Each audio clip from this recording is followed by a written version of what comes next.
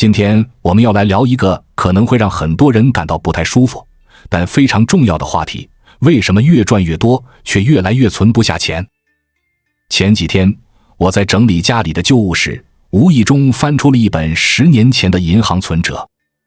那时候每个月的工资才几千块，但存折上居然有小几万的存款。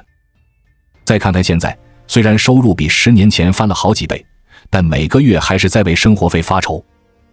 这让我开始思考，究竟是什么原因导致我们明明收入在增加，却感觉手头越来越紧？事实上，这个问题并不是我一个人面临的。据哈佛大学的社会学家乔伊斯·马特勒教授的研究发现，造成贫穷的原因往往不是收入的高低，而是一些潜移默化的生活习惯在作祟。今天我们就来深入剖析那些最容易让人变穷的16个坏习惯，希望大家看完后能引以为戒，尽早摆脱这些陷阱，过上更有尊严、更有品质的生活。习惯1：花钱大手大脚。第一个要提醒大家的坏习惯就是花钱大手大脚，完全没有预算的概念。很多人在拿到工资的那一刻，就会产生一种错觉，觉得自己手头宽裕，可以随意挥霍。但往往到了月底，才发现连基本的生活费都不够了。就说我有个朋友小陈，他在一家外企工作，年薪100万。按理说这样的收入，完全可以过上衣食无忧的生活。但你猜怎么着？小陈每个月都在借钱，不是向这个朋友借1万，就是向那个同事借5000的。我好奇地问他为什么会入不敷出，他很无奈地跟我说，每次发工资那几天，我都有一种暴富的错觉，觉得自己想买什么就买什么。但到了月底一算账，才发现又超支了。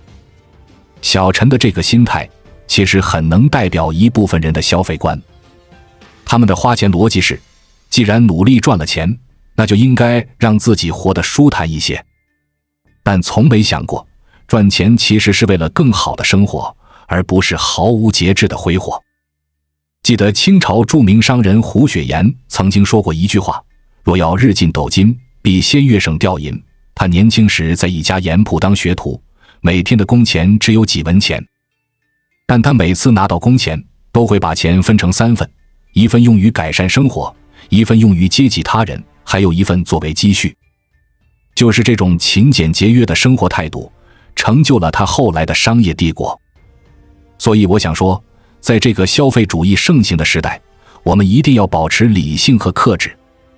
不是所有打折的东西都要买，不是所有新款都要跟风。学会给自己设限，才是真正的成熟和智慧。习惯2：透支未来的消费。很多年轻人都有这样一个误区，反正年轻就要及时行乐，债留到30岁以后再还不迟。于是他们开始用信用卡、花呗、借呗这些超前消费的工具，透支未来的收入来满足眼前的欲望。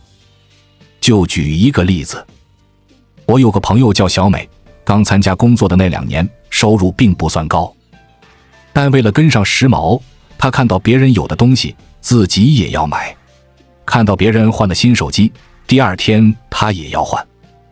看到别人买了限量款球鞋，她一定要抢。就这样，小美开始了长达2年的负债生活。因为实在没钱，她就去办了好几张信用卡，随意刷卡消费。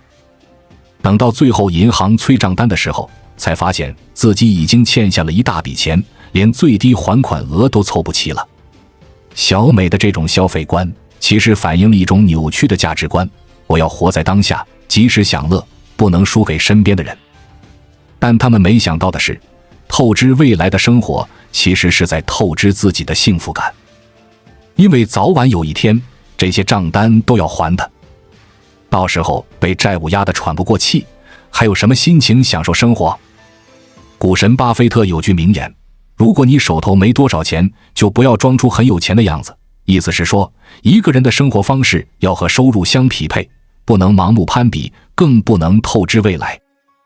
否则，看似光鲜亮丽的背后，可能都是一堆烂账在等着你。习惯3：疯狂囤积的购物欲。每天1罐可乐1包薯片，攒到2080享受小康生活，这是前年网上一个段子。虽然是个玩笑，但反映出很多人内心对囤积的渴望。他们总觉得把东西都囤起来，日子才更有安全感。就说我有个朋友乔桑，他有严重的囤积癖，但凡看到什么好东西，一定要买10几个。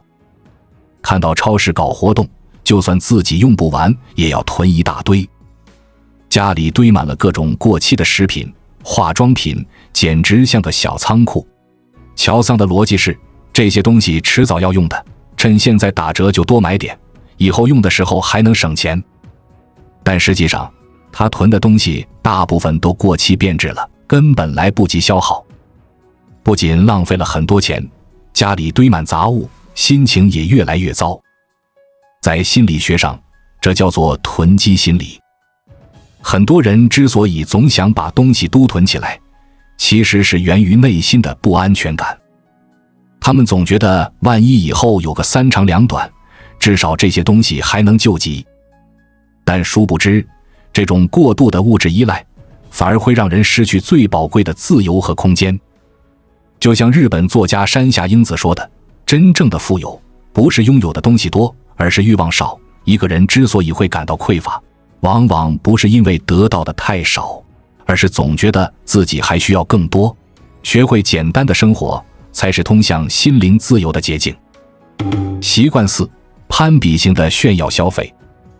在这个物欲横流的时代，很多人为了所谓的面子，不惜透支未来去攀比炫耀，生怕自己的生活方式比不上身边的人，总要通过物质来证明自己。这其实是一种极其肤浅、自卑的心态。就说我有个朋友阿东，收入并不算高，但为了显示自己的逼格，硬是要拿出全部积蓄买了辆豪车。从那以后，阿东天天对人炫耀自己的新车有多拉风，仿佛那就是他的全部价值。但实际上，仅仅车贷一项就占了他收入的大半。为了面子，他不得不降低生活质量，每天吃方便面度日。阿东的这种心理，其实反映了很多人内心的自卑，总觉得自己不如别人，就要用物质来弥补。但他们没想到，真正的自信和尊严从来不是用金钱堆出来的。过度的攀比炫耀，只会让人越陷越深，最终迷失自我。记得曾经在一个奢侈品专柜遇到一个穿着很朴素的老先生，当时导购看他穿得很普通，态度非常不耐烦。后来才知道，这位老先生是本地首富，身价上亿。但他从不在意别人的眼光，因为他知道自己的价值从来不是由外表决定的。在我们进一步探索之前，我们有一个激动人心的消息要告诉大家，我们已经开通会员功能了。现在您可以加入我们的会员大家庭，享受会员专属影片和更多独家内容。别忘了关注才知道，并点击小铃铛，我们将继续揭示更多关于金钱的真相，祝你迅速实现财务自由。所以我想说，真正的自信是来自内心的充实和丰盈。学会用眼睛看自己，而不是用别人的眼光看自己。只有不卑不亢地活着，才能体面地站在这个世界上。习惯5： 3天打鱼2天晒网。最后一个要说的坏习惯是3天打鱼2天晒网，时而努力时而松懈，总是半途而废。很多人做事缺乏毅力和耐心，遇到一点挫折就想放弃，结果往往是辛苦一阵子，到头来还是两手空空。就说我身边就有这么一个朋友阿强，他脑子特别活，总有各种赚钱的妙招，但这些主意往往是昙花一现，热情来得快，去得也快。一会要做电商，一会又要去炒股，一会又觉得学编程才是王道。3天一大项目，5天一开公司。但谁知道，这些项目往往是开始了就等于结束了。每次一遇到困难，他就立刻想要放弃。阿强的问题在于，他太想一夜暴富，而缺乏脚踏实地的韧性。他总觉得成功就在眼前，却没想过成功是一个需要日积月累的过程。真正厉害的人都深知万事开头难的道理，只有咬牙坚持才能柳暗花明。就像爱迪生曾说的那样，天才就是1%的灵感加上99%的汗水，任何成就的背后都是长期坚持的结果。只有心无旁骛地走在自己的路上，才能看见那些不经意的惊喜。习惯6，熬过最苦的日子。这一点说起来有点讽刺，很多人总觉得熬过了最苦的日子就可以彻底解放自己，想怎么花就怎么花。但事实恰恰相反，一个人往往是在最困难的时候养成了良好的理财习惯，一旦生活条件改善，反而会松懈下来。就拿小时候的我来说，那会家里穷，每个月爸妈挣的钱都要精打细算。为了省电费，夏天从来不开空调，冬天从来不用电热毯。那时觉得生活特别苦，就总想着等以后赚了钱，一定要让自己活得滋润一点。但后来我真的如愿以偿，收入也还不错了，却发现自己开始不知不觉地铺张浪费，吃喝玩乐的花销越来越大，但存款反而越来越少。每次想起小时候勤俭持家的日子，我都觉得特别惭愧。其实，一个人最难得的品质，不是学会如何花钱，而是学会如何不花钱。真正厉害的人，往往是在最艰难的日子里养成了最朴素的生活方式。正如鲁迅先生所说，我们从古以来就有埋头苦干的人，有拼命硬干的人，有为民请命的人，有舍身求法的人，虽是等于为帝王将相做家谱的所谓正史，也往往掩不住他们的光耀。习惯7，功利性学习的陷阱。第一个致命的思维误区，就是把学习看成是为了赚钱而学。很多人总觉得学习就是为了考试、评职称、涨工资，而从不把它当成提升自我、丰富人生的途径。这种功利性的思维方式其实是在耽误自己。就说我有个同学叫阿文，从小成绩就不太好，大学也是勉强考上2本。毕业后找工作，面试官问他你在大学学到了什么，他张口结舌，只好说我学会了如何考试。面试官听到这里就直接把他 pass 了。其实不怪他，只怪他在学校里从没找到学习的真正意义。我们可以对比一下另外一个人物，华为创始人任正非。任正非年轻时高中没读完就去参军了，很多人觉得他是个学历不高的土鳖。但你知道吗？在创业的头10年，任正非最大的爱好就是学英语。即便工作再忙，他也会每天花2个小时读英文原著，就是为了能和外国人直接交流。正是因为有了这种开放的思维和博大的胸怀，任正非才能带领华为从一个不起眼的小作坊成长为如今的世界级巨头。他深深懂得，一个人学习的高度决定了他人生的高度。只有不断突破自我的边界，才能立于不败之地。习惯8，固守已有的舒适区。很多人讨厌改变，喜欢待在自己熟悉的舒适区里，因为那里很安全，不用面对未知和挑战，每天过着机械而重复的生活。但如果一个人失去了冒险和尝试的勇气，也就失去了成长和突破的可能。就说我有个同事老王，在一家国企工作了30年，每天重复同样的工作内容。别人问他为什么不去尝试新的机会，他总说干熟悉的活省心，改变要付出代价，我何必呢？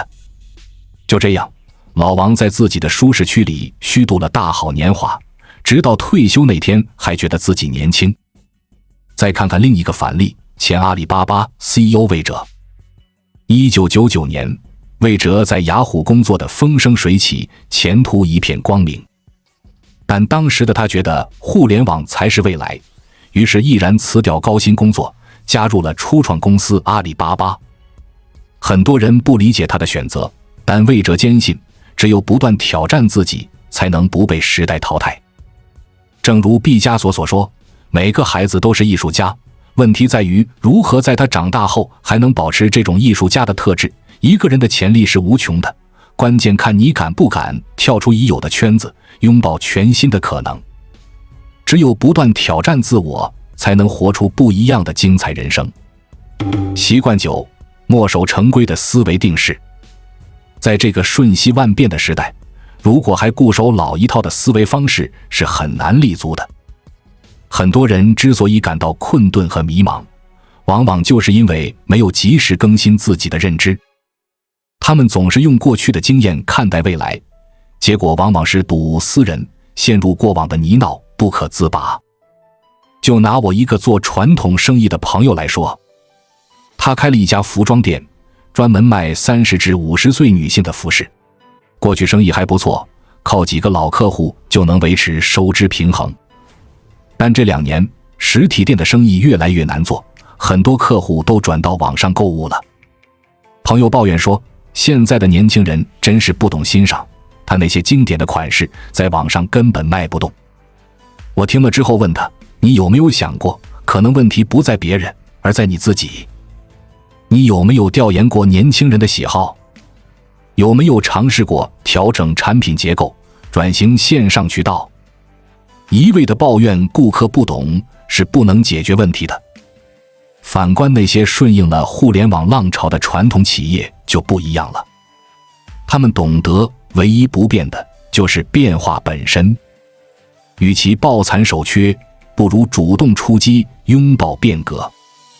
正如达尔文所说的那样，最强者不一定能生存，最聪明者也不一定能生存，唯有能够适应环境改变的物种才能够生存。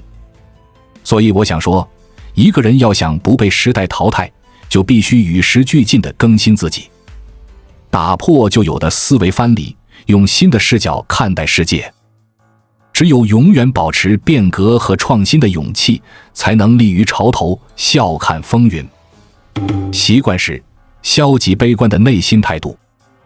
在很多人的人生观里，有一个奇怪的悖论，他们总觉得生活欠自己太多，却又不愿意主动去改变什么。他们把自己的不如意归咎于环境的不公，却忘了真正强大的人往往都是自己创造机会的。就说我初中时有个同学特别爱抱怨，考试考砸了，抱怨老师太严格，交不到女朋友，抱怨自己长得不帅，找工作碰壁，抱怨社会不公平。反正在他眼里，一切都是环境的错，从没想过问题其实出在自己身上。殊不知，当一个人把自己定义成受害者，就已经输掉了人生的主动权。因为从此以后，你就只能被动地接受生活的种种不如意，而无法掌控自己的命运。作为对比，我们可以看看马云的故事。他年轻的时候处处碰壁，考大学考了3次才上了一个3流师范，毕业后找工作也屡屡被拒。但他从没放弃过自己的梦想，即便一无所有，也敢在哈佛演讲；即便没人看好，也敢在杭州创业。他常说，今天很残酷，明天更残酷，但后天很美好，就是这股乐观坚韧的劲头，成就了后来的商业帝国。所以我想说，生活就像一面镜子，你笑它也笑，你哭它也哭。与其怨天尤人，不如埋头苦干。只有拿出改变命运的勇气，才能创造无限的可能。正如爱因斯坦所说，对于那些勇于探索的人来说，这个世界总有无数种值得期待的可能。习惯11，得过且过的懒惰心态。这是很多人身上最常见的通病。他们总觉得自己年纪还小，来日方长，有的是时间慢慢努力。殊不知，懒惰是很多梦想的死敌，只有从年轻时就养成奋斗的习惯，人生的高度才不会有限。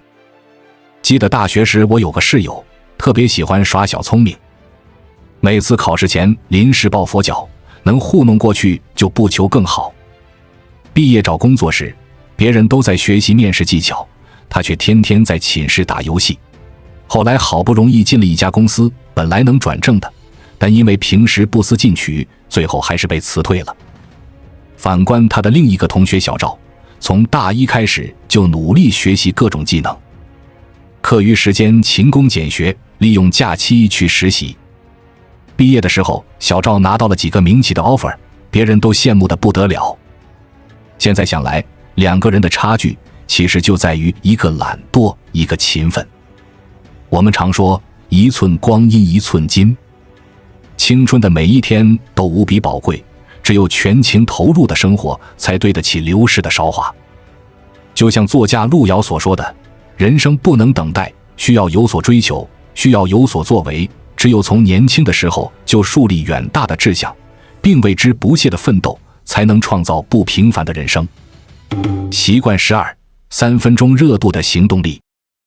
很多人做事都有这样的通病，刚开始的时候热情满满，轰轰烈烈地立下宏愿，但一段时间后，那股热情就被现实消磨殆尽了，慢慢就变成了无所事事，得过且过。就说我大学毕业的那个暑假，跟几个朋友约定要一起创业。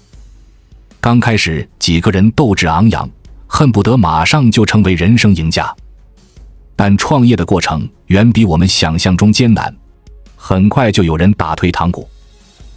一个说要准备考研，另一个说要出国，到最后竟然只剩下我一个人还在坚持。回想起来，大多数创业失败的原因，其实都不是因为能力或者运气不行，而是因为缺乏长期作战的韧劲。太多人高估了自己的行动力，却低估了梦想实现的难度。结果在理想照进现实之后，那些豪言壮语都变成了一个个泡影。与之相比，真正的强者往往都有一种不达目的绝不罢休的狠劲。就像微软创始人比尔·盖茨，为了完成早期的编程任务，曾经连续几个月每天工作16个小时。再比如阿里巴巴创始人马云，创业之初几乎走遍杭州的大街小巷，就为了找到18个人入伙。古人云，天下无难事，只怕有心人。任何看似不可能的事情，只要你肯付出100倍的努力，总有一天会实现。关键是你要有一颗持之以恒、坚韧不拔的心，才能冲破一切阻碍，抵达梦想的彼岸。习惯13，患得患失的焦虑状态。在这个快节奏的时代，越来越多的人生活在焦虑和不安中，他们总觉得自己落后于别人，害怕丧失已有的地位和成就。患得患失的心态让他们丧失了内心的宁静和定力。就拿我自己来说，去年公司裁员，我也在裁员名单之列。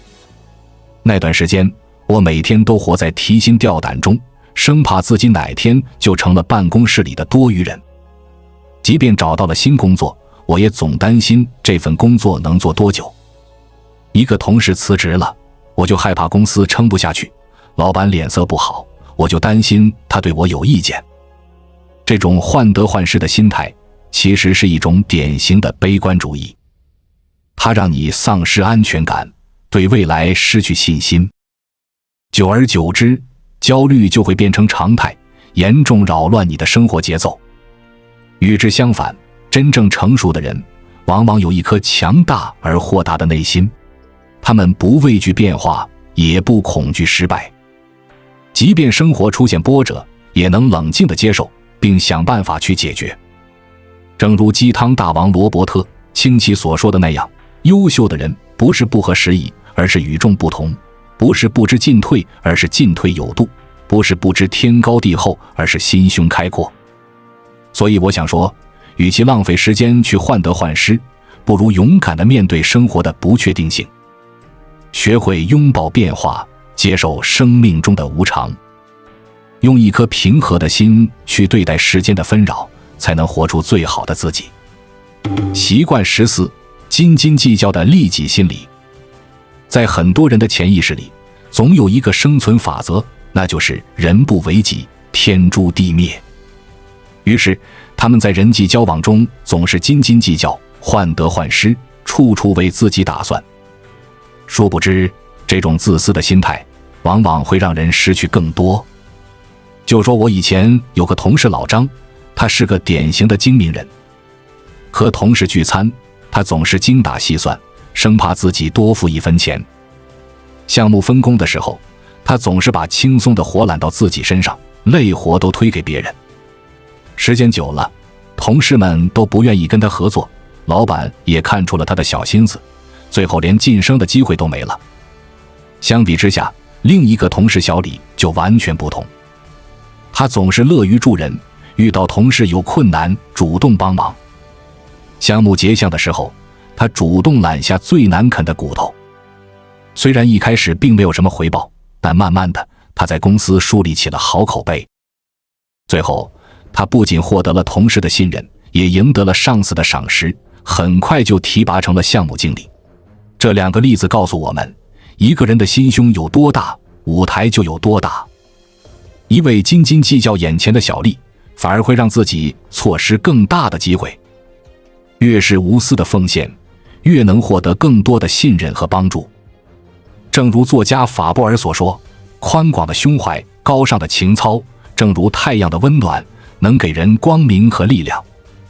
习惯15，患得患失的小气心理。很多人之所以总是小肚鸡肠，斤斤计较，根本原因在于内心的不自信。他们总觉得自己已经足够优秀，无需再多付出什么。殊不知，真正厉害的人往往都有一颗谦逊而好学的心。就拿一个真实的例子来说，我有个学长在一家金融公司工作，职位是投资总监。有一次公司招了一批新人，其中有一个名校毕业的高材生小王。学长虽然职位比小王高，但并没有摆什么架子，反而经常请教小王一些专业问题。起初很多同事都觉得学长这是在给自己找没趣，但学长并不以为意，依然保持开放和学习的心态。时间久了，小王对他越来越信服，也更愿意跟他分享真知灼见。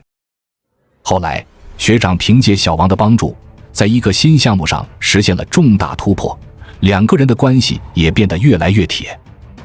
这个故事告诉我们，真正优秀的人内心都充满谦逊和好奇，他们不会因为地位和资历的差异就放弃向别人学习的机会。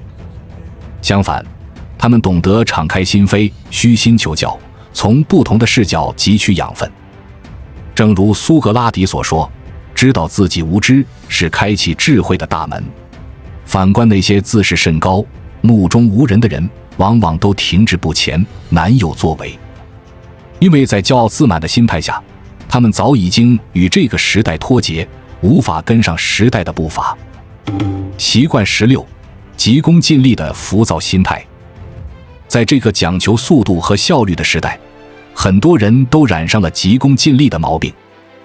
他们像上满发条的机器，时刻处在一种亢奋和焦虑状态，一心想抓住每个机会往上爬，结果往往是欲速则不达。